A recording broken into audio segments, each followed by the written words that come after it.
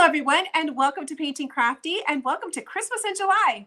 Today I'm going to be showing you a simple DIY watercolor Christmas card. I'm going to be showing you the drawing steps as well as the painting steps. If you can put water and color into a round ball, you're going to be able to create this Christmas card easily.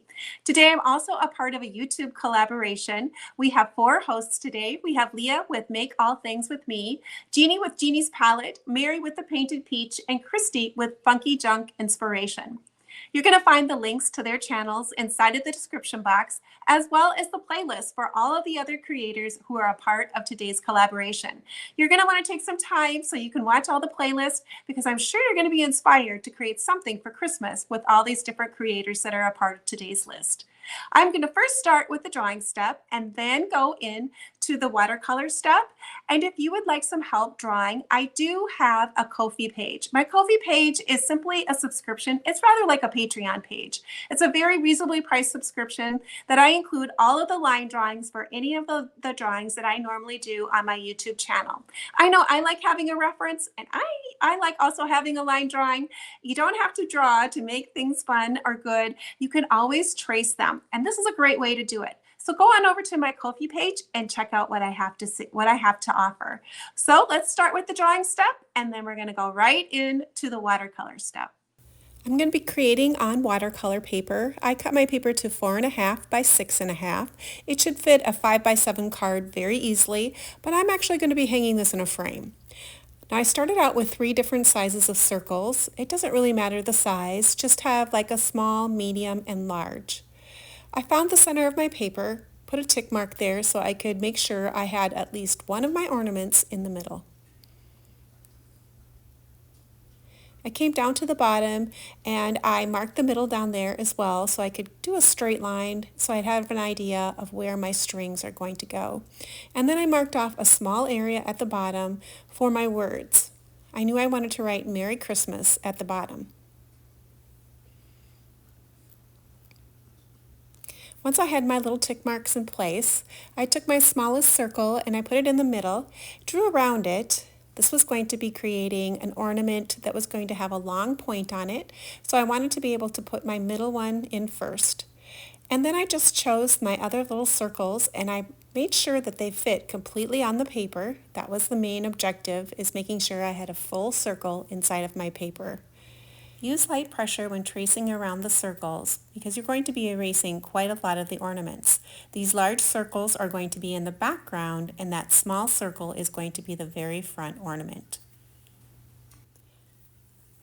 Once you have the circles traced, you could go ahead and do a little bit of erasing inside where you see some overlapping lines. I'm going to create that longer pointed ornament by coming off to the side of my circle and then coming down to a point. It does help to make a line over across your ornament just to make sure you're starting at the same points. You want to be able to have a gradual slope in, rather like an ice cream cone is the shape that you're looking for. Once the ornaments are drawn, go ahead and attach your ornaments with a string that goes from the center of your ornament all the way to the top of your paper. This is where we're going to be writing the words joy, love, and peace. After I have the strings drawn, I'm going to go ahead and create little caps for the top of my ornaments. Be as creative as you want, but I normally have them a little narrower at the top and a little wider spreading out to the side of my ornament. I also include a little curved line at the bottom so it looks like my little cap is going around my ornament and it's just not a flat surface. I create a little hoop at the top of each of the caps and this will be where the string is attached. I go ahead and turn my paper sideways. I want to be able to write the words on that string so it looks like it's actually created with the string or a wire, and I want it to be continuous. So I'm going to be doing a cursive style writing with my letters connected and then all the way to the top with the wire will be connected there. I found it helpful to use that center line that I originally drew to create my letters with. And then once I did get my letters all finished, I did erase that center line. So once the center line is gone, it looks like the words are creating the line. I create little whimsical bows for each of the tops of my ornaments. I place a simple little hoop off to the side of each little hook, and then I create little whimsical strands of string off to the side of that. It helps fill up the space, plus just adds a little extra cuteness to this painting. I lightly pencil in a design element on my round ornaments. By making that line a little curved, that's really going to help make those ornaments look like they have dimension and not just flat. This is where I'm going to be dropping in my lettering, Merry Christmas. I start my Christmas off to the right-hand side, get my lettering in there first. It's the longest word, so I want to make sure I have plenty of room for that word. And then I put my Y on the opposite side, and then build my M and my rest of my letters in. That way it helps me kind of get the right measurement for my lettering. On this painting, I'm going to do my ink work first. I'm going to be using a Micron number 1 pen to do this part with. It's a permanent ink and it'll stay put when I put my watercolor over the top. I just want to make sure it's very dry before I erase or add my watercolor on top. For this watercolor, I'm going to be using a technique called wet on wet. I'm going to be having wet paper and then applying wet paint on top. It's going to create its own little watercolor magic. When applying the water, I want to keep it right inside of my ornament. And then when I choose colors, I want to choose colors that are next to each other on the color wheel. I'm just going to be tapping in these colors, and they're going to be creating their color movement all by themselves, following the water inside of the ornament. This technique is fairly easy to do. As long as you keep your water inside of the ornament, you'll have a great look in the end. Watercolor will always follow wherever the paper is wet, so I want to go to the very back to do my next ornament. If I started in the middle one right now, my colors would all blend together and I wouldn't have the separation to make the ornaments look like they're individual. So on my very back ornament, I'm going to start with my lightest, brightest color, this bright green, and then I'm going to tap in a shade of blue to create kind of a turquoise look. Another great look by just popping in a simple little color.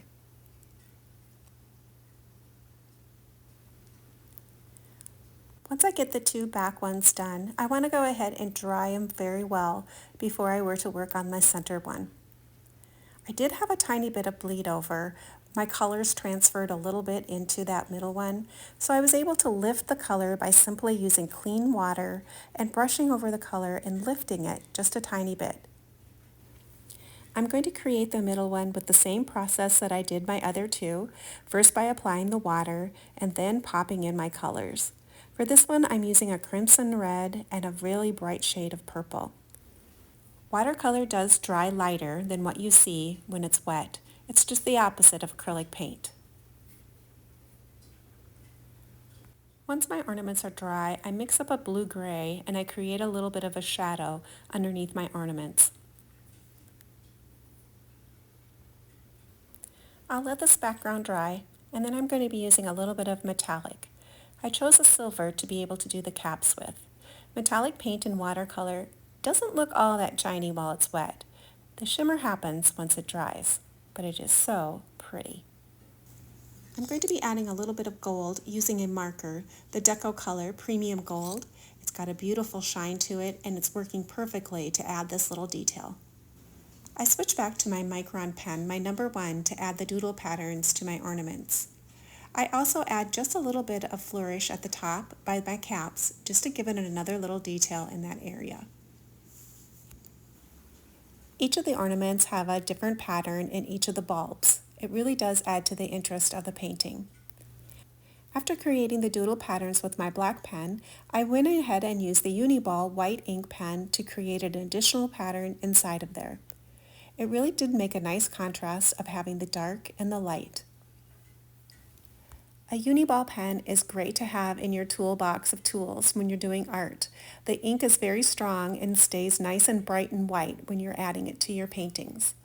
I did go back in and add just a few more touches of gold with my gold pen, bringing the sparkle all to life. Once I finished this detail step, I wanted to make sure everything was nice and dry before I moved on to the next detailing. I wanted to add a little bit more string work in the background. So I wanted to start at the top and then go behind the bulbs by adding a decorative string behind there. The shapes I decided to use are circles and stars.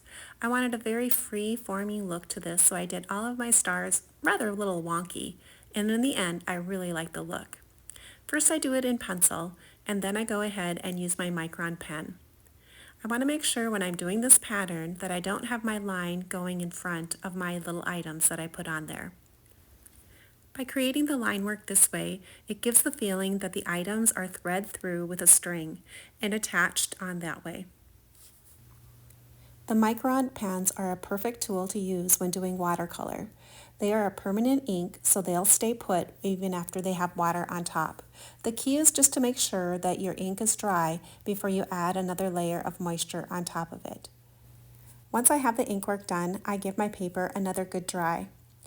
I'm going to be using a kneaded eraser to go ahead and erase all of my pencil marks.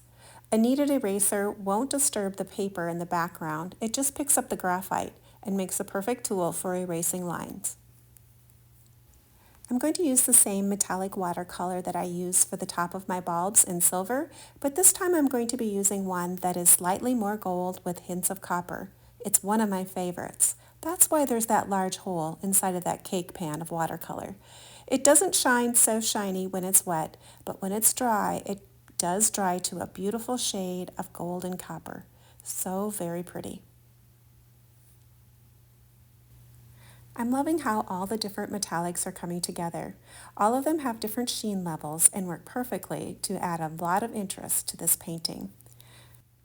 To add even more interest, I'm going to take my large brush, dip it into that golden color, get a nice juicy puddle inside of there, and then I'm just going in and tapping and creating a little bit of texture, splitter splatter, of that gold behind my painting. At this stage, I need to give my paper a good drying. I want to be able to add ink to the edges and a little bit to the centers, and I want to make sure all my watercolor is dry before I do this. I'm going to be using the Ranger's Archival ink in Ground Espresso for my edges. I'm just going to use the pad to do this part around my edges, but for when I get to the center, I want to be using a sponge dauber. I like the sponge daubers because they have a little bit of a domed head, and you don't get such hard lines when using them. It's a perfect little tool to be able to add a little bit more color in the inside of your paintings. After loading the dauber, I do like to tap it off a little bit to make sure I don't have too much ink on my dauber before I apply it to my paper. Start slow and then work your way darker. It's the best way to go. That way you won't get your paper too overloaded with ink right away. But you can see how I can add a little bit more into the centers and add that little bit more darkness and antiquiness to my picture. I have one more layer of sparkle I want to add to this painting. I'm going to be using Stickles in the diamond color.